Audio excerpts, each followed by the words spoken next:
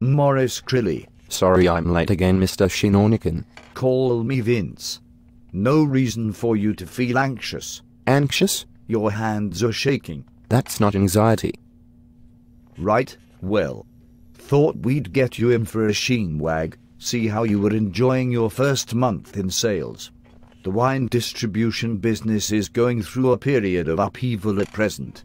The market is hugely competitive, I need not tell you. You've seen some change in your time, I'd say. I've been with the firm not quite from its inception, but I'm here a fair few years.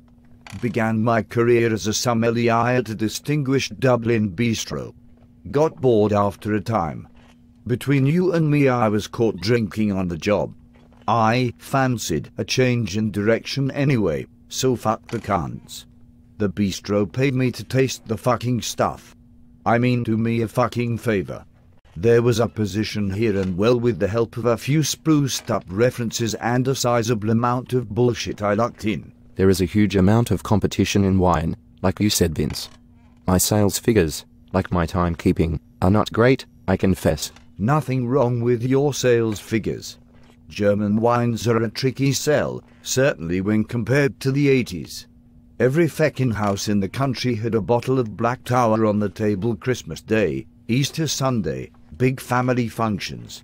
Now all these New World wines have thrown a spanner in the works. Every wee gobshite has suddenly become a wine buff. Once great bastions like Liebfrau and Blue Nun have taken a back seat. We've literally thousands of boxes of that stuff sent back each quarter. Can't give it away. Even the UN don't want it. Such a flipping waste. Some wouldn't even cook with it for the love of Jesus. Indeed, if Jesus was alive, he could at least turn it back to water. It might be useful then. People buy more water than wine these days, if you can fucking credit that. Sticks in me heart like a knife. Which brings me back to sales. South America is currently experiencing its worst drought for centuries. The Chilean grape crop is expected to be all but wiped out this harvest.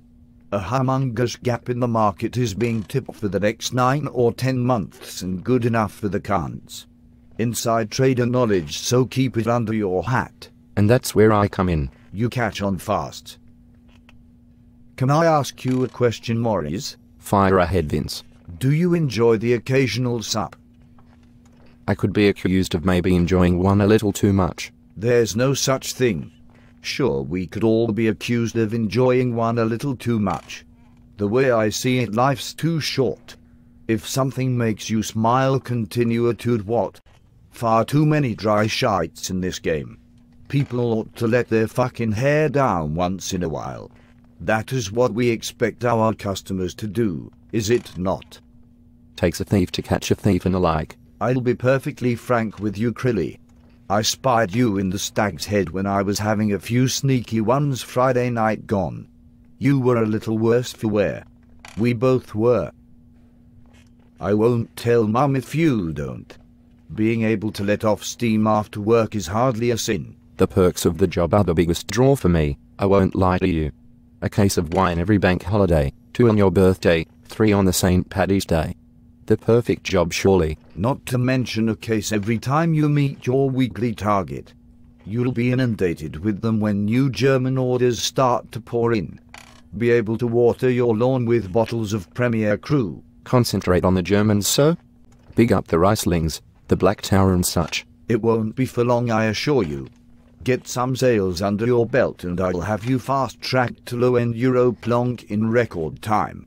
La Pied d'Or, Lambrusco and the like. Talk the talk, Morris. Draw from your creative pools. As a sommelier, being inventive was what drew me to the job. Not just knowing what complements what, but not being afraid to experiment also. I've the feeling this is the start of a long and interesting relationship. Me too. Now come on down to the warehouse and we'll toast new beginnings.